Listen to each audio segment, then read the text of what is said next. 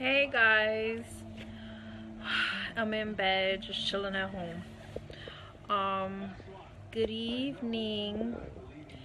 First off, I want to say happy birthday to 3 of my babies. I do this in hopes of them being defiant of their father and getting on Facebook, or probably having it and just being inquisitive and looking stuff up themselves.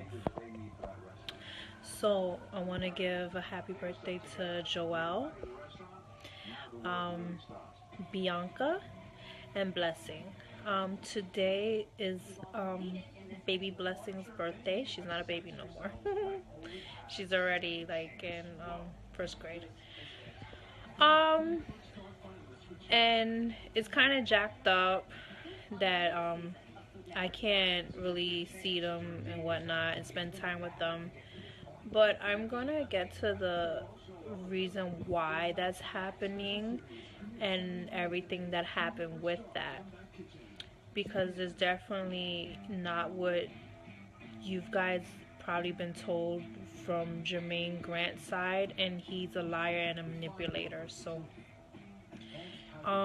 he definitely manipulated me and lied to me, and I believed him. I trusted him. I thought he would probably do me the way he did his other baby mothers, but I guess a lot of hatred and disrespect or dislike he felt for me, so he went another route. So a couple of years ago, when he was doing his world tours, he really wasn't on a world tour as most of us know now. But at the time, I knew it wasn't world tour. It was like a state tour type of thing. And he was gone for like a month, as he usually was, and I was home alone with the kids. When he happened to come home, I was cleaning the house. The children were upstairs in bed. I was downstairs in the kitchen because this was a school night. I was downstairs in the kitchen cleaning, actually. I had washed the dishes, put away the food. I had the chairs flipped on top of the table, and I was like mopping and sweeping. I was sweeping and mopping under the table because they like to drop food on the floor. You know, they're children. That's what kids do, right? So he comes in. He didn't come in alone. He came in with Ayasha. What's his name? His regular name? Something with a W. Wilson, whatever. So Ayasha Allah is the older dude that some of you may have heard he beat up before. The co-comforter. Actually, one of the holy woman's father. The younger brown skin one. Matanaya's father. Ayasha Allah usually handles the camera when he's in his vain mode, when Jermaine's in his vain mode and he needs to be, recorded. Ayasha Allah is usually the one recording him. So Ayasha Allah came in with him. Now, I wasn't happy to see Jermaine. There's no secret. I at this time knew about his infidelities, I before he actually left, I actually saw a video on his phone of him at a hotel getting oral sex from some woman. So I was at a point in my life that I was just there because I had to be there.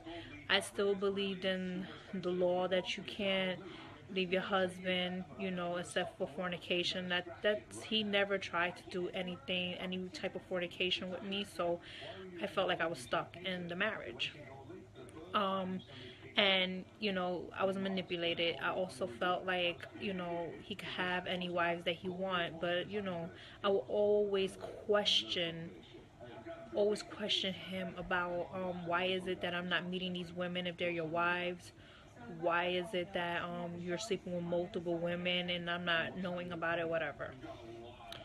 if they're your wife, they should be around like I am, and you know, they should be introduced to the family. I should, you know, meet them, whatever like that. But that's a whole nother situation, a whole nother story. So anyways, he came home with Ayashala from his world tour, and he greets me. He's like, hello. So I looked at him and I was like, hi, and I kept on cleaning under the table. So I guess he felt the cold shoulder that I was giving him, and he got pissed off, right? So he was like, what's your problem? And I was like, nothing. Because sometimes I could be confrontational, and sometimes I shut down. Like, I don't want to talk. I don't want to argue.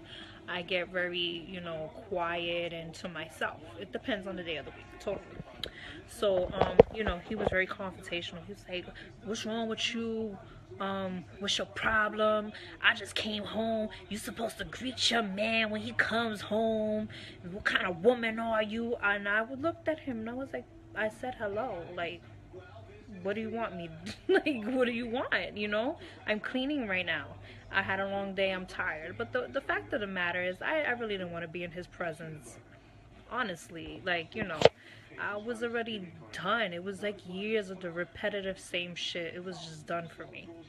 So he actually calls Ayashala. He was like, brother, give me a minute and step out the house. So Ayashala was like, concert, and runs out the house. I guess he's standing outside. So now Jermaine walks up to me and confronts me in my face, and he was like, if you don't tell me what's wrong. Now, he's not talking as nice as I am. He's yelling at the top of his lungs because that's what he loves to do. He's yelling at me and basically telling me that if I don't tell him what's my problem, that I'm gonna have a problem. So, you know, sometimes I was like, I don't, like, he's not scaring me. I don't care what he has to say. And he's like, if you don't tell me what's wrong, you're gonna have a problem, such and such. And I just was like, look, nothing's wrong. I just wanted him to shut the fuck up, honestly. Like, I didn't want to go into that confrontation. So basically, he calls Ayashala back in the house, and he was like, you see this sister?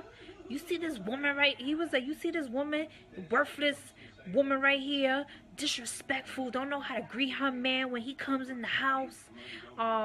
He was like, she ain't worth nothing, piece of trash. He was like, these damn Eves are disrespectful, whatever. So he just starts degrading me in front of Ayashala. He basically is cursing me out in front of this man, disrespecting me in front of this man in my house, in my home, when I'm cleaning our home after I done put our children to bed to go to school. Like, are you serious right now? So I looked at him, and I you know, I start crying because I'm a sensitive type of person. So I go upstairs and I start crying. So he follows me upstairs, and he's yelling at the top of his lungs, and I know he's probably waking up my children, you know, and as he left to go downstairs, I went to check on them. They looked like they were still sleeping. So he came back up. He was like, get the fuck out. I don't want to be with you, you fucking hoe. And bitch this, and stupid bitch that, you dumbass. You ain't worth shit. Your expiration is up. And, you know, he just was going in.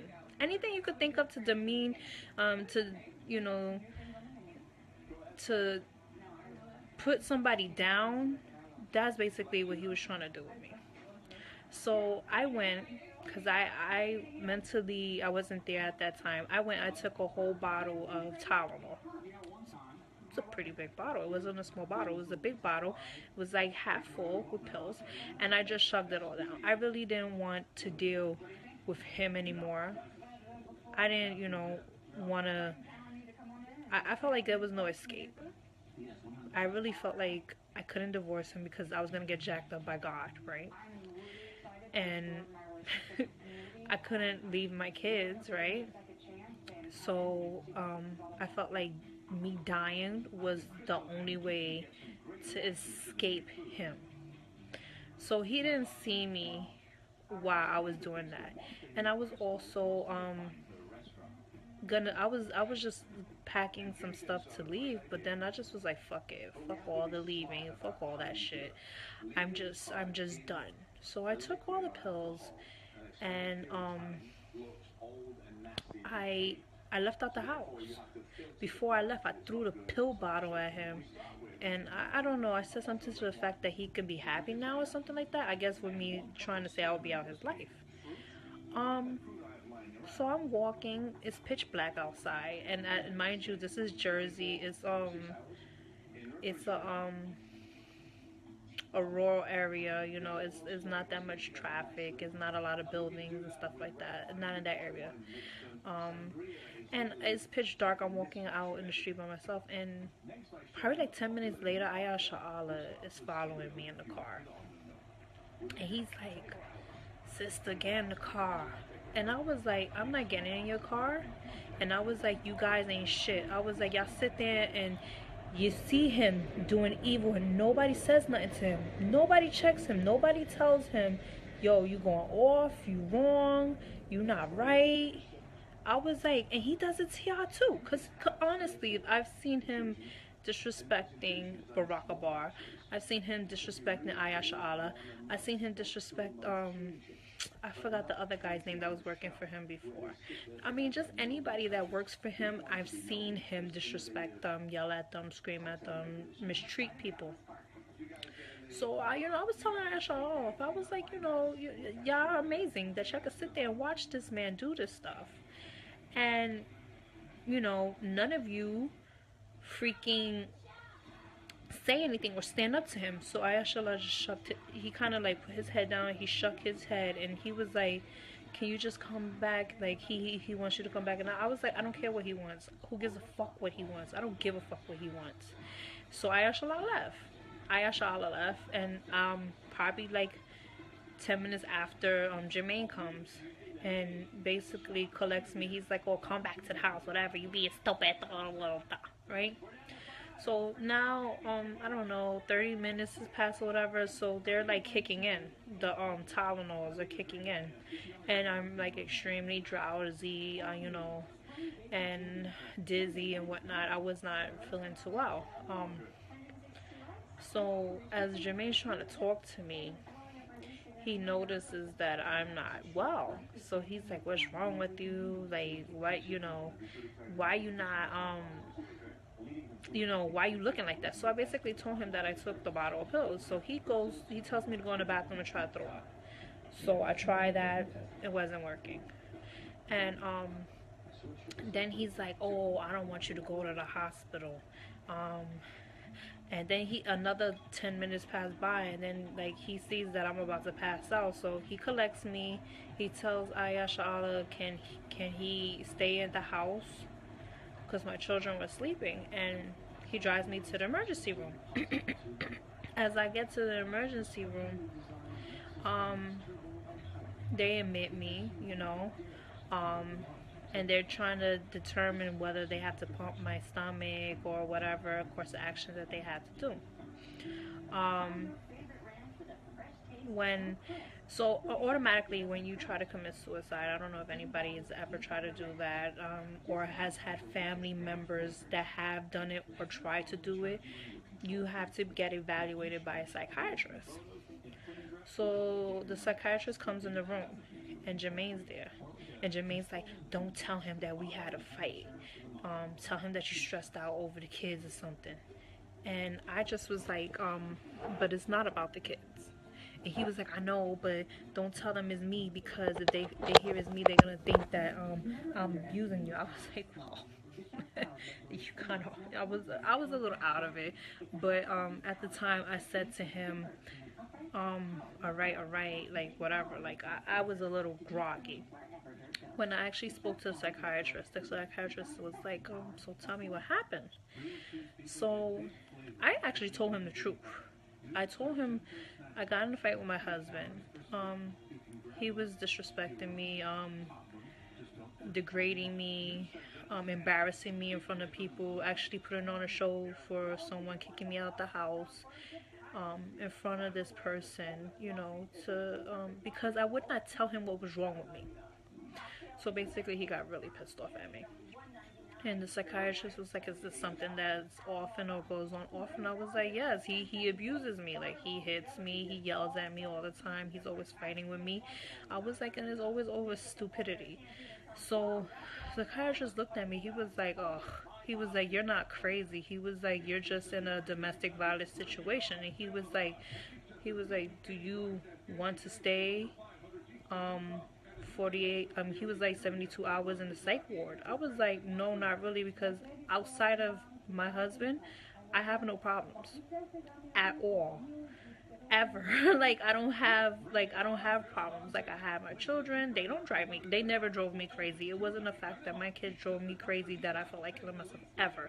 It's just normal mom woes, like, stop fighting, guys, clean up after yourself. They never brought misery to my life.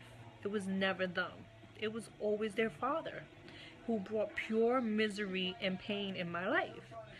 So the psychiatrist was like, I know you're not crazy. He was like, but I advise you to get out of that situation, because he is the reason why you're going through this. And he was like, I'll tell you this, I want you to have at least one therapy session. Cool.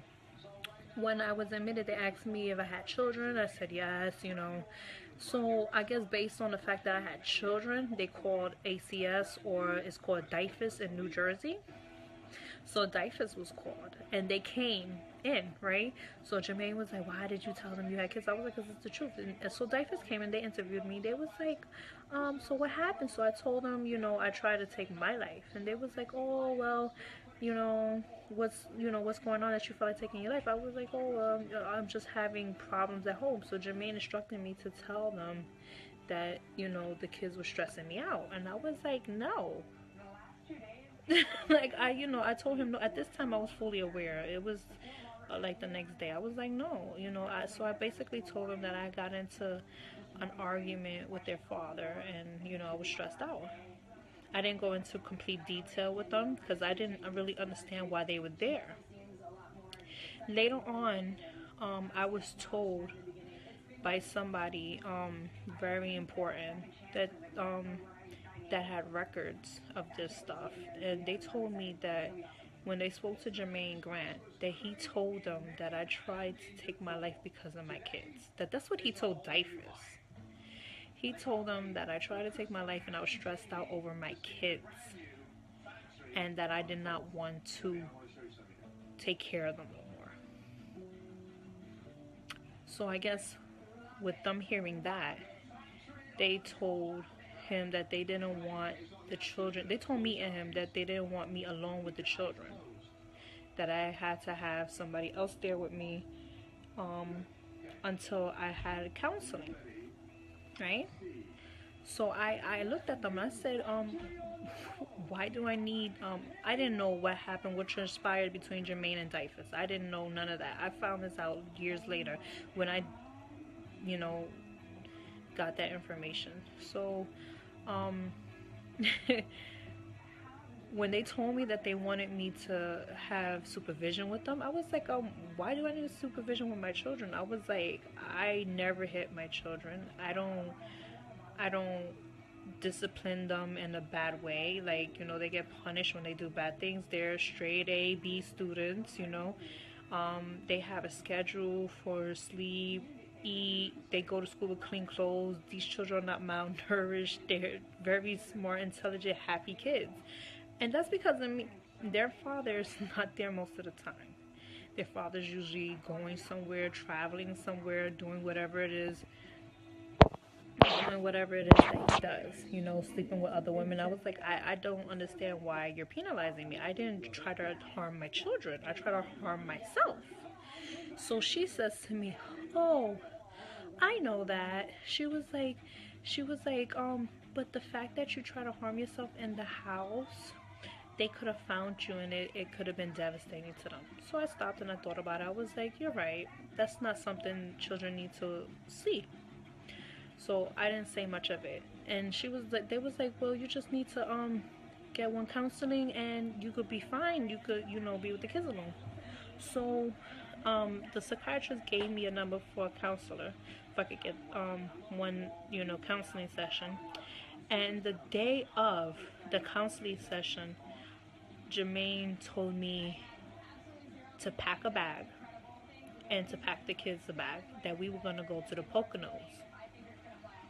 So I said to him, what about the counseling session? He was like, oh, that's just for them to be in your business. You don't really need that. You're going to be good. Watch. He was like, don't worry about that. Don't worry about that. They ain't going to do nothing. So I believed and trusted in this person like an idiot. I know, guys, don't throw stones at me. So instead of going, I went to the Poconos, and we was out there for 2 weeks. Which was it the Poconos that we went to? Yeah, I believe it was the Poconos. So we went out there for 2 weeks. So I missed my counseling session. So, long story short, he tried to get me to lie and say it was the children that had me stressed out when it wasn't. And then he actually lied himself and told Dyfus that the reason why I tried to hurt myself was because of my children. He never, not once, sat there and told these people that me and him got into an argument, and he was the reason why I did that. At that time, he tried to make it seem as if it was my kids that made me or drove me to do that, which it wasn't. And that's why at this moment he has the upper hand on me. Now, let me explain. When we broke up, for the last time, because we broke up and I was gone for a couple of months, and remember, like I said to you guys, he was pursuing me, even though he knew I started a new relationship with somebody, everything. He didn't care. He did not care. So when I came back the last time,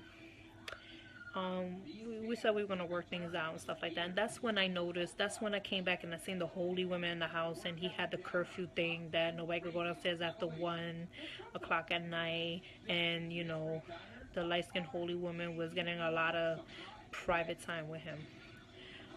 With that being said, you know, I didn't read much into it, because the excuses he was making was that she needed more spiritual guidance because she was the oldest and she was going to be leading stuff, blah, blah, blah, blah, blah, right?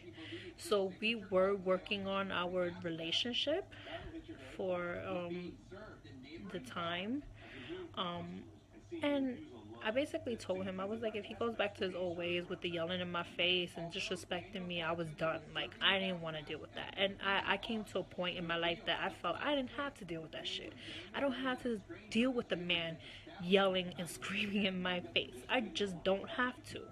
I learned from him that nobody has to deal with that shit.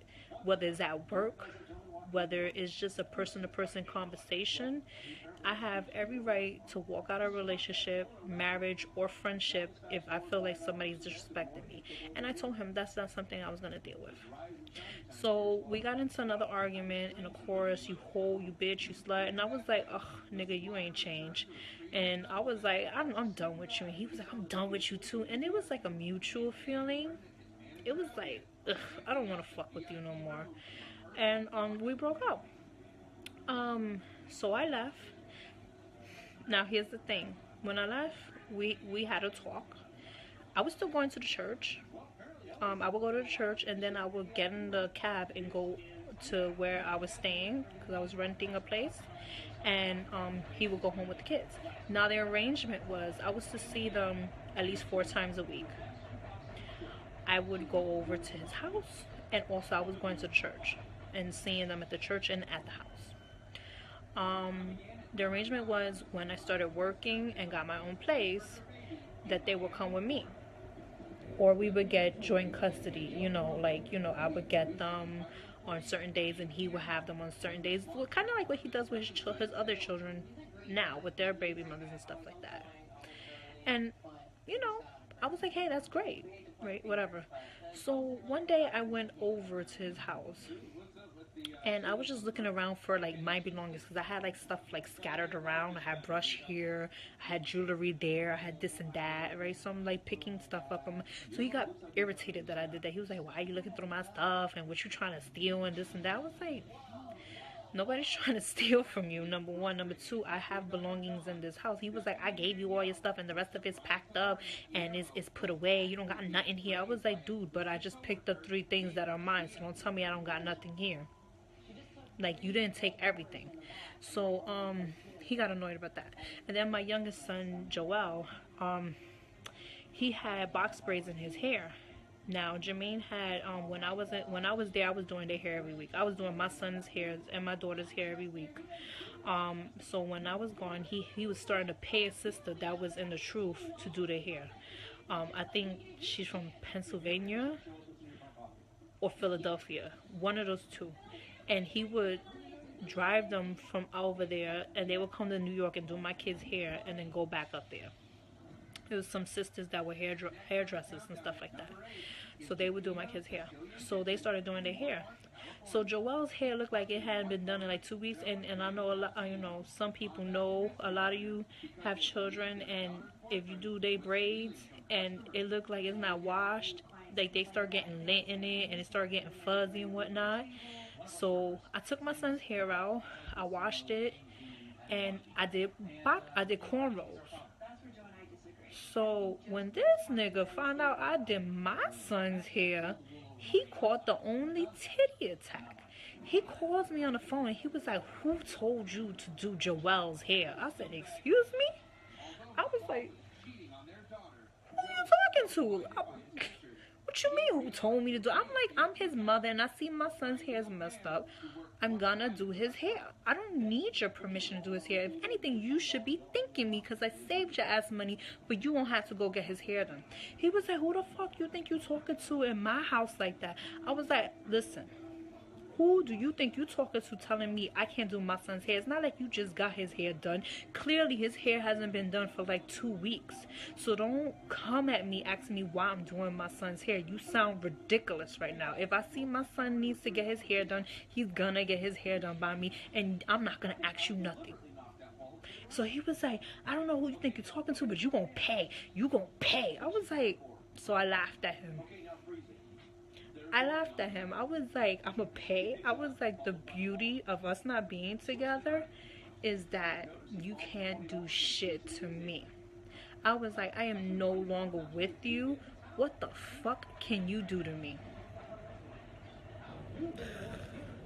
Had I knew what I knew now, I probably wouldn't have been so loose with my words, and I probably would have been a little smarter and slicker.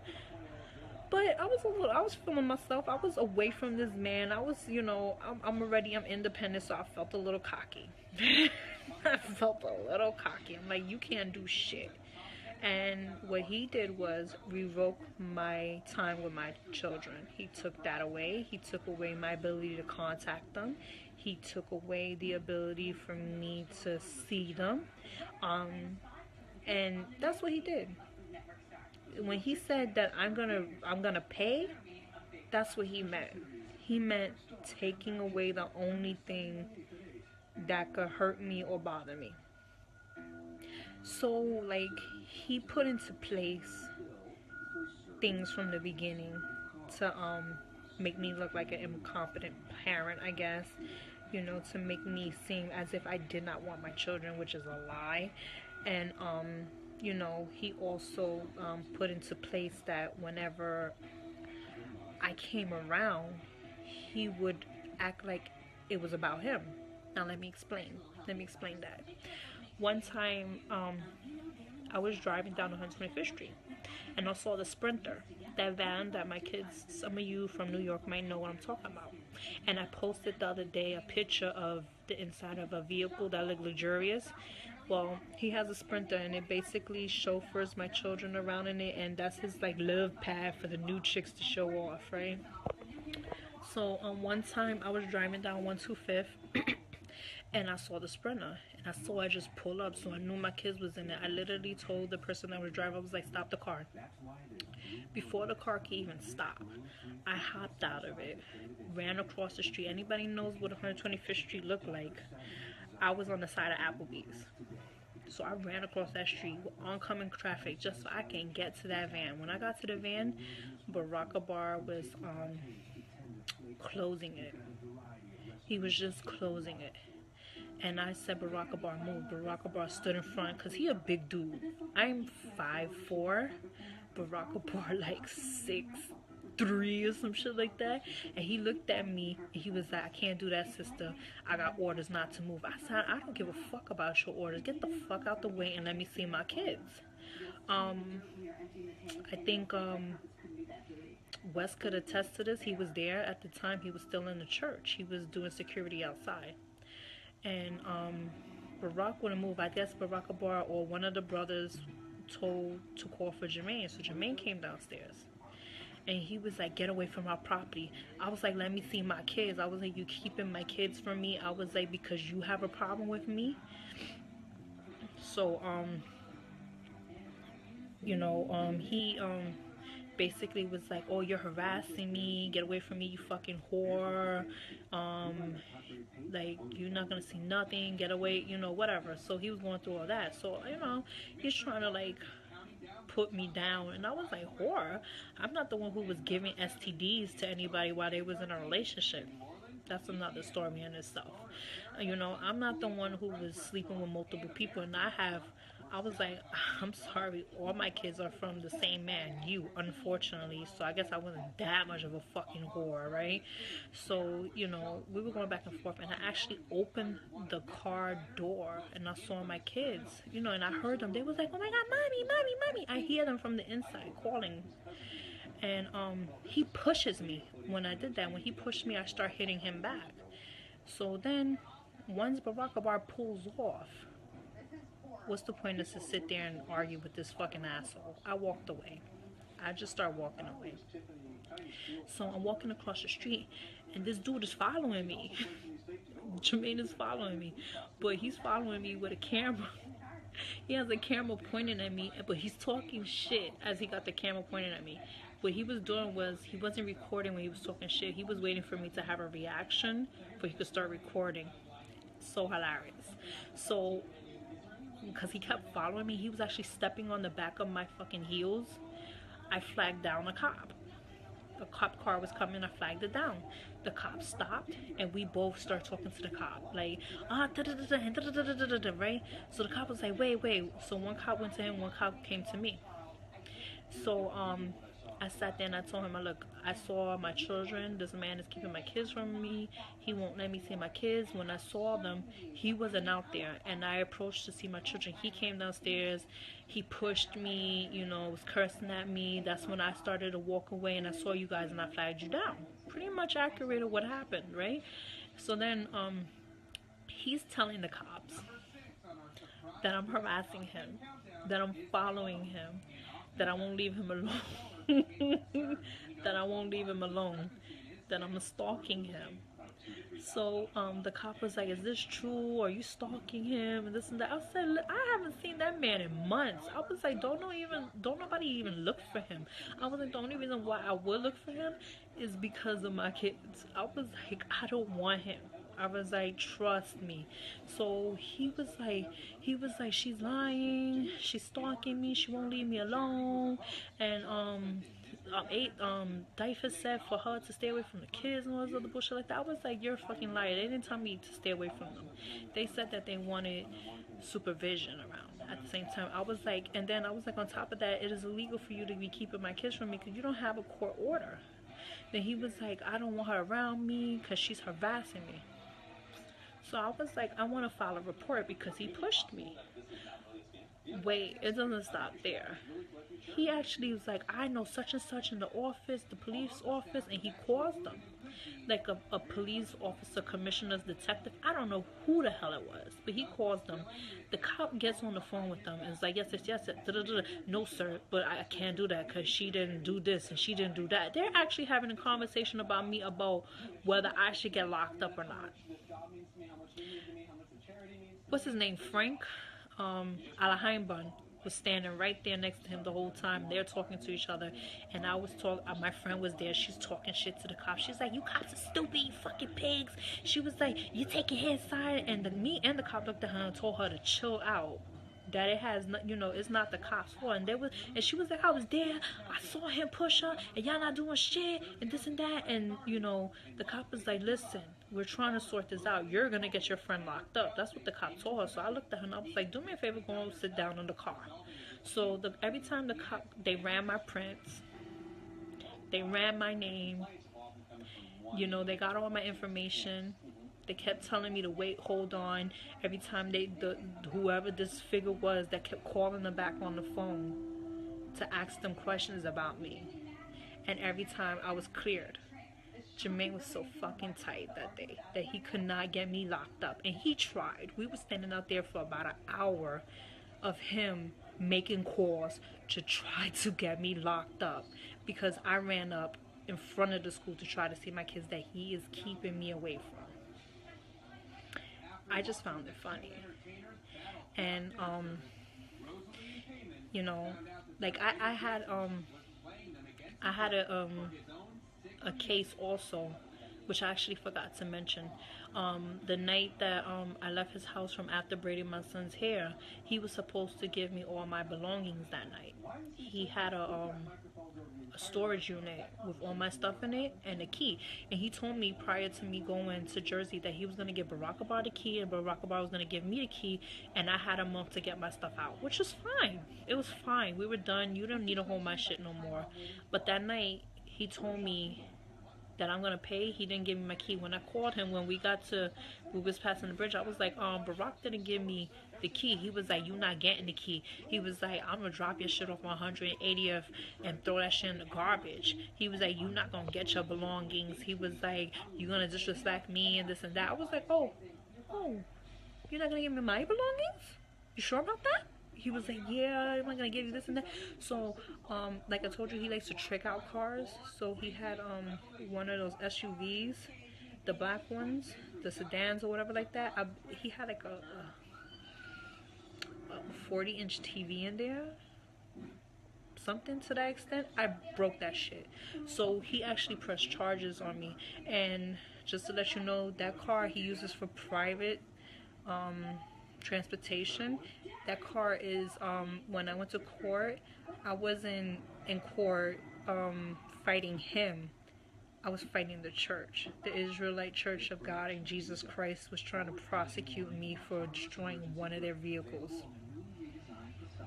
I would never in my life try to break a church vehicle. I thought that was his personal car, one of his personal cars. And come to find out, long and behold, he don't have that shit in his name. That's another vehicle that's not in his name. So anyways, so he brought that up to the cop. Now to fast forward to that day of when I went to the church on 125. He tried to tell the cop that we had like a court case going and this and that. And by that time, I was done with my court case.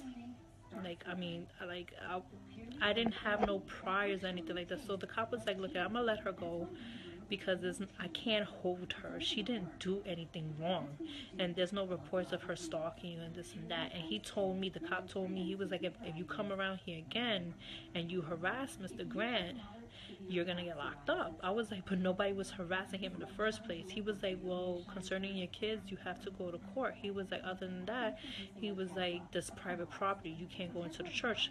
Because Jermaine lied to them and said that I actually ran up in the church, which was a lie. I didn't even set one foot in the church. So I looked at the cop and I was like, yo, I never went inside the church at all. And he was like, well, he's saying that you went in. Nigga lied the whole way through. He lied, said I was there for him. He lied to Dyfus.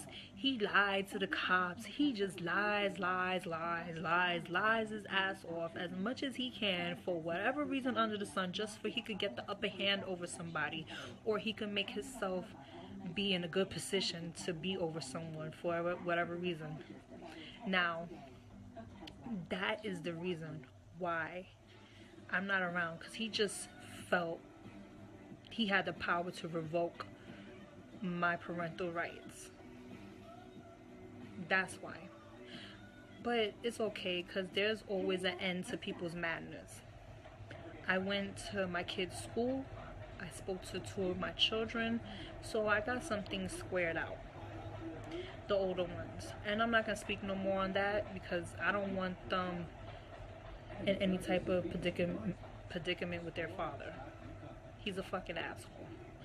But I'm gonna say something else. When I used to go visit over there, my daughter Bianca, you know, they will all be happy to see me, of course, because I'm their mama and I'm all they knew mostly all their life, right?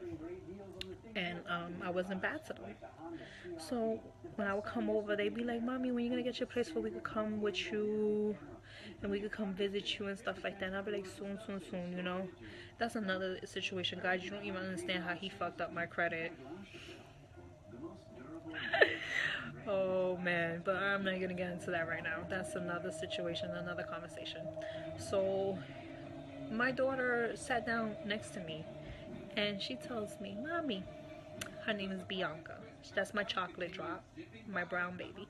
And she says, Mommy, did you leave us because you want to be evil out in the world? I looked at her, and at this time she had been like 7 years old. So I looked at my 7-year-old daughter and I was like, why would you say that, Bianca? I called her Bunka baby. I was like, why would you say that, Bunka baby? So she was like, because Daddy said that you want to be evil in the world and have a boyfriend. What?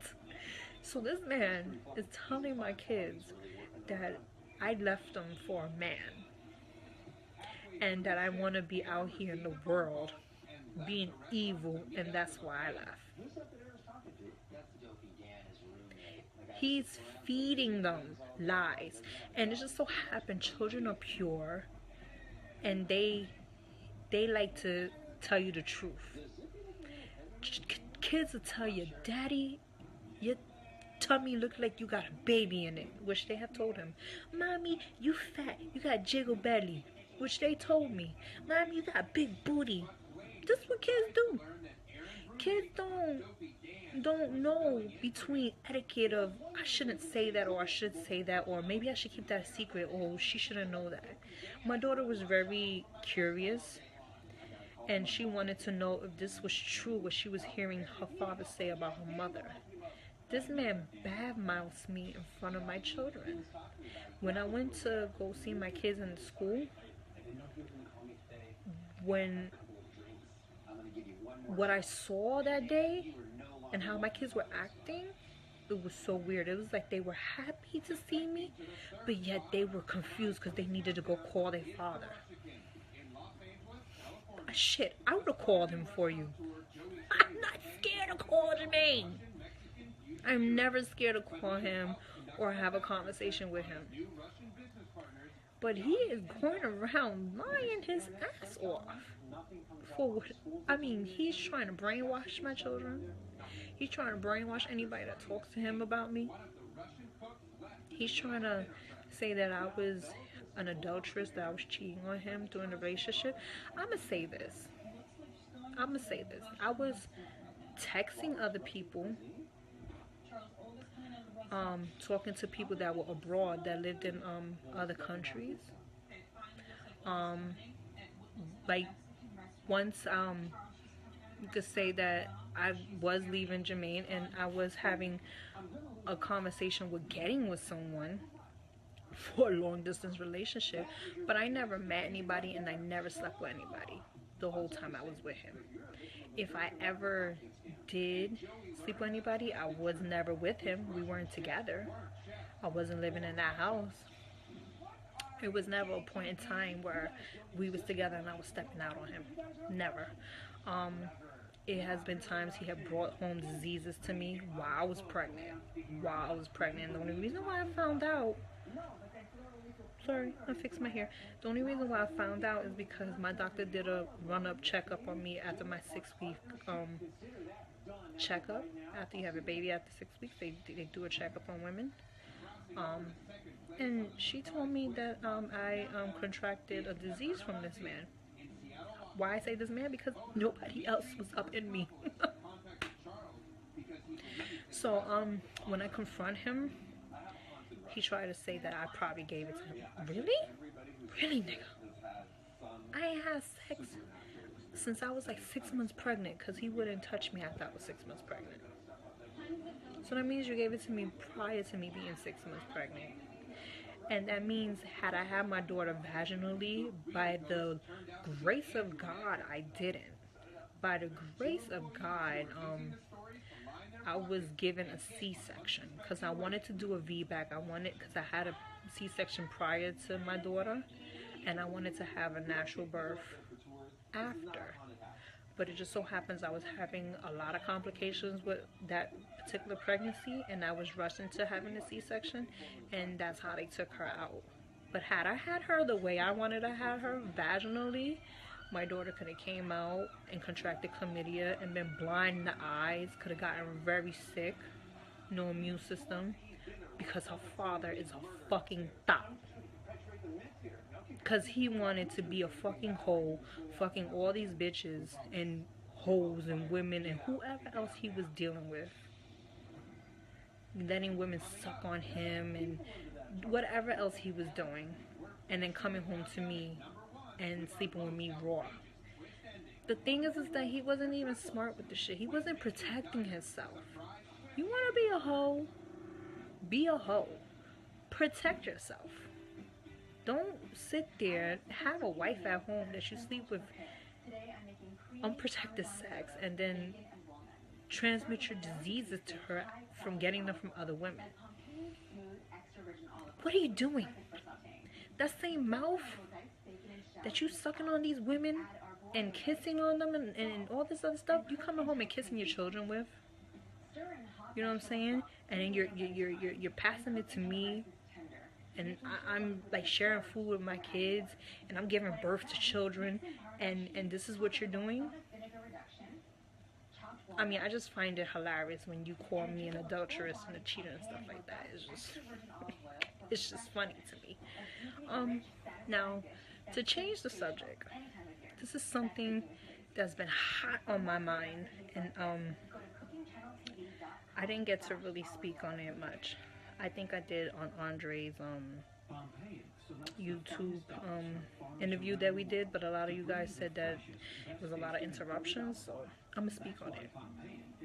I was friends with two sisters in the church.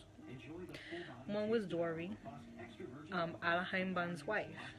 Some of you people may know her, some may not. I don't remember her Hebrew name. It was hella long. I barely remember mine. I'm not even gonna sit here in front for you.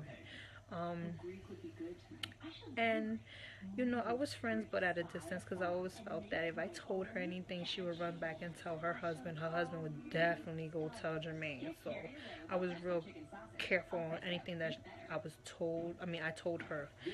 She, I guess, also felt the same way, because a lot of times she would want to like pour out her heart to me, and she would stop and think about what she was saying, because this is the comforter's wife. Let me not tell her that, because she might run back and tell him. And I totally get it, Dory. Like, I get it. So her husband was Frank, Alot. They were a cool couple. I enjoyed their company whenever I was around them. I didn't really have that many friends. He liked to shelter me a lot, not let me be around people, always had security on me. I was not allowed to talk to anybody, or he kept me home a lot. Like, so I guess a lot of people didn't know about me. Only mostly the New York people did, you know. So we used to go out a lot, and we used to go to Florida with each other. He would invite Dory and Frank Alot out to Florida with us, and we would kind of match up our time when we were going out there. And Alot and Dory would use their timeshare, or you know, their vacation time or whatever, and go out to Florida. So sometimes, you know, from what I was told by Jermaine, they didn't have like all the funds to, like, you know, take the trip to Disney World or Universal Studios or stuff like that. So Jermaine would offer to treat Alot family, Dory, their son, and Frank. So it was a couple of times where we were all together, you know. He has a stupid camera crew, of course, the fucking bootlickers. And my friend Dory was there. There was somebody, a female I can talk to. And Alot was there. And people were walking ahead of us and we were behind, and he was like, they a bunch of freeloaders. So I'm like, who? And he was like, Franken and Dory, they a whole bunch of freeloaders, and how you coming out here and you ain't got no money? And I was like, oh shit, they don't got no money. I was like, well, you know, maybe they just, you know, wanted to come out and chill and catch the sun and, you know, tan or whatever. He was like, yeah, well, he was like, I told them to come and I'll pay for them. He was like, this thing is expensive as hell. He was like, I don't understand how these people coming out here and they ain't got no money. And I bet you, when we go out to eat later, they're going to be looking for me to pay. I ain't paying nothing. This is how your comforter talks about his best friend behind his back, and his family behind his back. He laughs at them. He laughs at the fact that they didn't have enough money to go to all these parks. Those freaking parks are expensive. When you're paying for one person, it's like $200 to $300. Imagine paying for 3 people.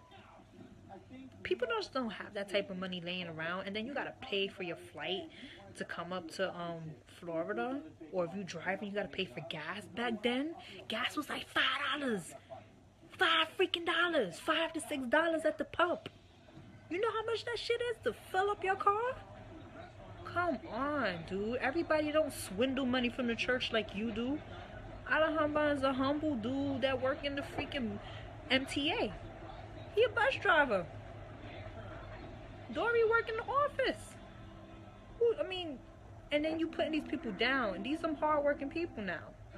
These ain't no slackers. These ain't no people just looking for handouts. These people work hard for their money, you know, and take care of their child. They have a nice house that they provide for their child. You know what I'm saying? And he'd talk down about them as if they were nothing, or they ain't have enough money to be chilling with him. But this your comforter. This the man that's gonna comfort you. This is the man that shows you what he wants you to see. He wants you to see that he's doing something for you. But behind your back, he laughing at you. You understand me? When you sisters and brothers are coming humbled with nothing, about to go to shelters, and that man is telling you no, he ain't gonna help you and your family, you better believe he was counting your tights at the kitchen table. I seen it with my own eyes. You better believe that man, you understand what I'm saying? That man will go to Louis Vuitton just for the fuck of it. Just because he wanted a new pair of sneakers. He has sneakers upon sneakers upon sneakers that he don't even wear. Over 100 pairs of sneakers in one house. And we told you guys, he has multiple houses. He's a bit of a hoarder. And he likes to keep all his belongings. He doesn't throw things away. I try to convince this man, look, you have so much stuff, and it's good stuff that you have. A lot of brothers need clothes. A lot of brothers need shoes, coats, jackets. You know, I used to like peep how people would come into the church and wouldn't, you know, be dressed properly for the winter, stuff like that. I was like, why don't you have like a donation drive in the church?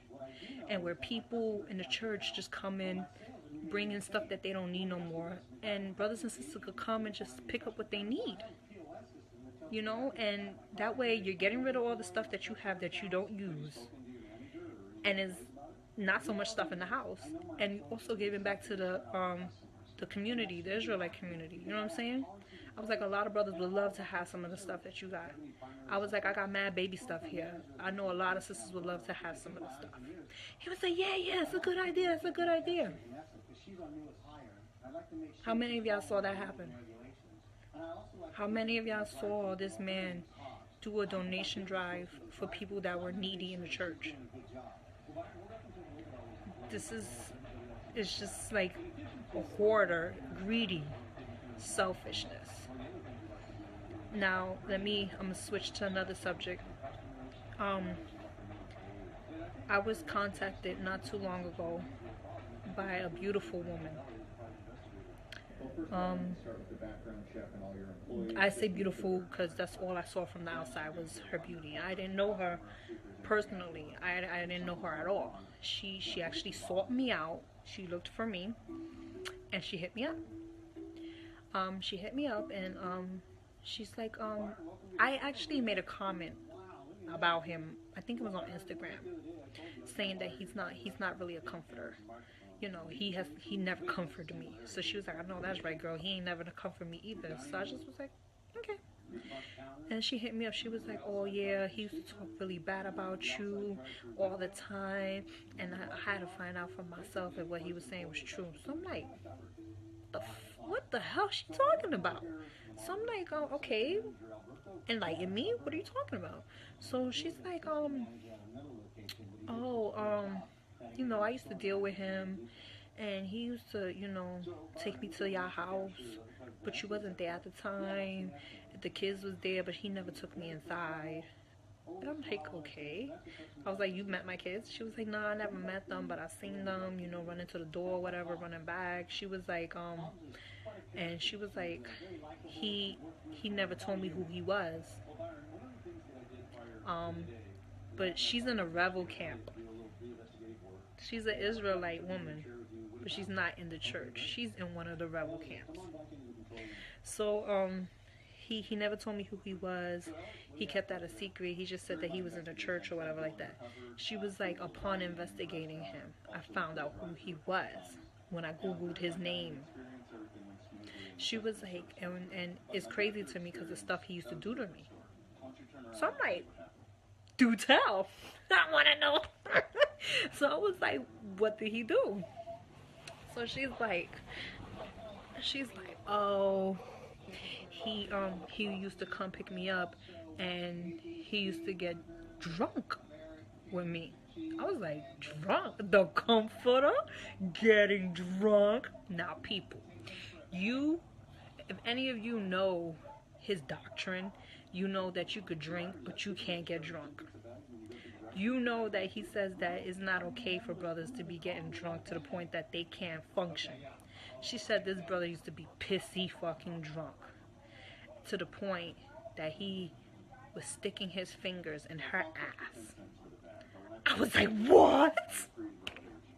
He was sodomizing your ass, girl? Oh, shit.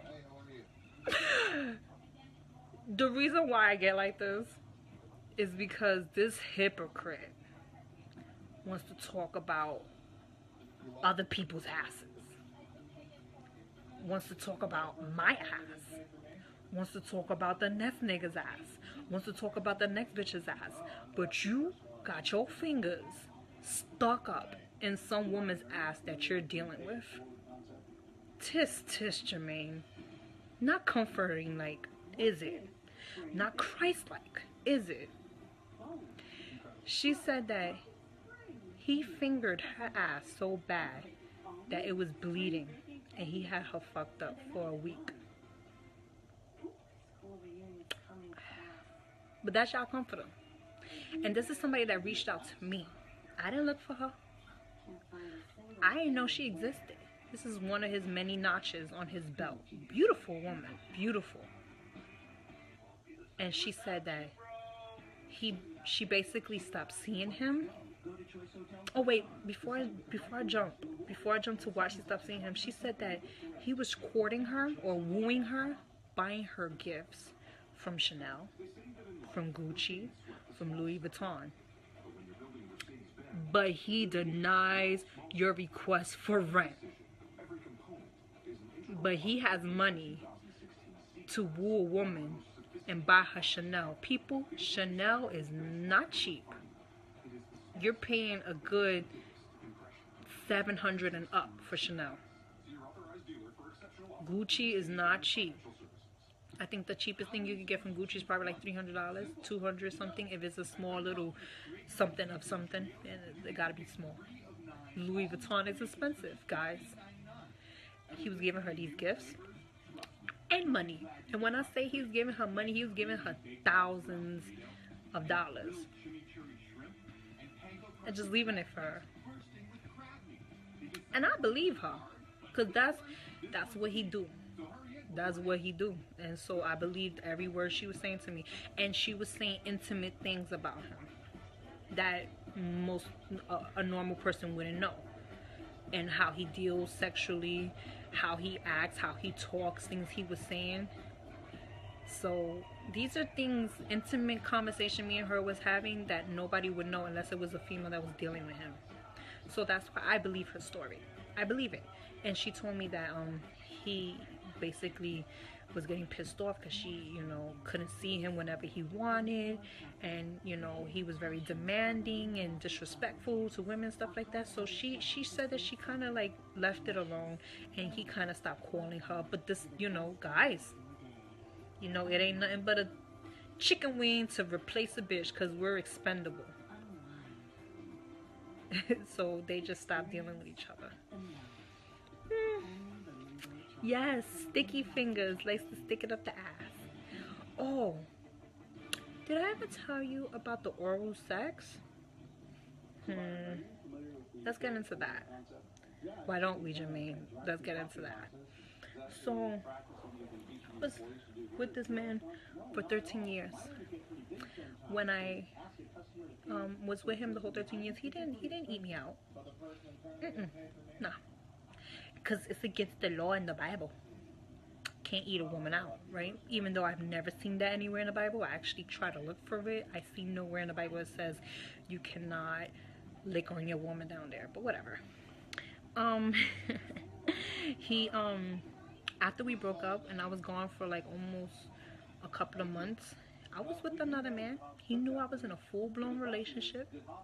He tried to even get this fucking guy killed. If some of you brothers know, y'all got that call to go out to Brooklyn. Y'all know what I'm talking about, right? Y'all got that call to go out to Brooklyn because the comforter had beef. He was going to whip the guy's ass that I was with, or that I broke up with, out of jealousy. But anyways, that's another story in itself. But after I came back, because he wanted me back the whole time I was in a relationship with the guy, he kept trying to have sex with me. I kept pushing him away. Every time I went to go visit my kids in his Manhattan penthouse, oh, so pretty, windows from ceiling to floor, 2-bedroom, I think 3 bathrooms, got a washing machine dryer in the unit, all the way on the top floor, guys, on 83rd Street. Got a doorman and everything, with police guards in the building. But you get denied for help, for you won't get evicted out of your apartment, and you only asking for $200 to $300. I'm just saying. So when I used to go over there to visit my kids, he would try to have sex with me, and I would basically tell him, no, I'm in a relationship, no, we're over, we're done, I don't want you like that. And you know, he would get a little frustrated, mad, but you know, after a while he would respect and leave me alone. So you know, he was playing the best friend. You know, he would come pick me up, and we would talk about the girls he was dealing with, and I would talk about my man, you know, whatever like that. So we were trying to be friends at that time, but then he would always try to cross the line and try to be with me in that intimate type of way, and I just would be telling him no. So alright, long story short, I wind up breaking up with the person I was with. So of course Jermaine was there to save the day, tell me he loved me and wanted me back. You know, this is the father of 5 of my children. We spent 13 years together. Fuck it, why not, right? That's what I said to myself. I was like, I love my kids, I want to be next to them. Let me try to work it out with their father. So I go back, and that's essentially after that time we broke up. But when I went back, this nigga know how to eat pussy now, guys. But not only did he know how to eat it, he was doing it good. Like he been doing it for years. I find it extremely hard to believe somebody that don't know what they doing, because any female will tell you that it's an art to doing that. not everybody knows how to do that. And when you find someone that knows how to do it, they're a gem. Like, it's a diamond in the rough. Like, it's rare, you know. He knew exactly what he was doing, and like, I was like, yo, really? So I said to him, I thought you couldn't do that to women. Don't it say that in the Bible? I'm trying to get my Stevie J on. So I'm like, I thought you couldn't do that. Don't it say that in the Bible? So he's like, nah, I've been doing research, and you know, I come to the conclusion, as I was doing my research in the Bible, I don't see nowhere where it says that you can't have oral sex with your wife. So I said to him, I looked at him and I said, so when you gonna tell the brothers that? I was like, because I know there's a lot of sisters that are missing out. So he says to me, oh, that's a sensitive situation, it's a sensitive topic. So I'm gonna have to hold a seminar just for the brothers, I could teach them, and then they could go teach their wives. He was like, because I can't just bring that out in class because there's children there. And I was like, makes sense. I could dig it. All right. So he said that back in 2012, guys. Just let that marinate in your head. 2012. That's what he said he was gonna tell you. 2012. It's 2016, and y'all ain't hear a peep of that. And I bet you he been carpet munching on a whole bunch of women, cause we know he loose now. He's loose with it. So he said back in 2012 he was gonna tell you guys. He didn't tell you. He most definitely had oral sex with me. Not once, not twice, multiple times. Actually, to tell the truth, nah, I'm not gonna put him out there like that. Nah, I ain't gonna do that. I'm gonna be nice today. But yeah, he was doing a lot of oral, and even to the day when I wind up leaving for the last time, and you know, I left, and which was fine. You know, it was a mutual thing. We didn't want to be with each other no more. We came to realize, you know, he came to realize that he can't forgive me for, you know, getting with another man after breaking up with him. And I came to realize I can't be with him as a person. I didn't like him as a person. I didn't like his ways. I'm a sensitive person to people. I take people's aura in very well. You know, I can tell when people are off. And I didn't like him as a person. I felt the phoniness and the fakeness, and you know, I felt like I could be loved better, honestly. Just straight up truth. I felt like there was a man out there in the world that could love me better. Probably can't give me what he could give me financially, but could definitely love me better. And you know, that's why I chose to walk away. It was never to walk away from my kids, because I thought I would still have my time with them. I thought I would have my visitation with them. I thought I would have my input with my kids. Had I knew what I knew now, I would not have left. I would have just hoarded money and took them and left. But I was too trusting, too naive, too stupid to really understand the lengths and the depths that this man will go to. Yo, if anybody's leaving messages, I totally can't see them. I can see when you guys are putting happy faces and mad faces and stuff like that, but I can't see when you're writing messages and stuff like that. So I'm sorry about that if you are speaking. Alright, so I'm gonna cut this short. Well, short my ass. It's been an hour already, but I'm gonna cut it off. I can't at this moment think of nothing right now, but there's so much more. I just can't think of the stories right now, but when I do, I'll get back to you guys. And you guys have a good night, and thank you for hearing me out. One day at a time, guys. Don't let him scare you. Like I keep telling you guys, fight. You know, hold on to the people that you love dearly. Fight for yours, and fight to get your family out of that church. Alright? Alright. Peace.